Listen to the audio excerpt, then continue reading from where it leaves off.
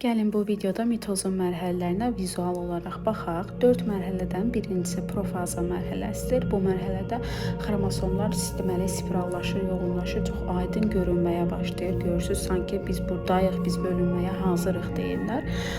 Sonra isə diqqətlə baxsa sentriollar çəkildi qütblərə və bölünmə vətənləri yarandı.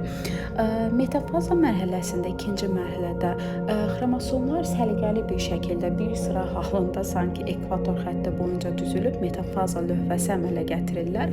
Burada bölünmə vətənləri birləşir xromosomların sentromerinə və onu çəkməyə başlayır. Diqqət yetirir. Baxın, hər xromosoma hər qütbdən bir vətər teli birləşdi və çəkməyə başladı. Anafaza mərhələsində isə bu qütblərə çəkilmiş xromatidlər çevrildi qız xromosomlara və nə baş verdi? Xromosom yığımı 2 dəfə artmış oldu.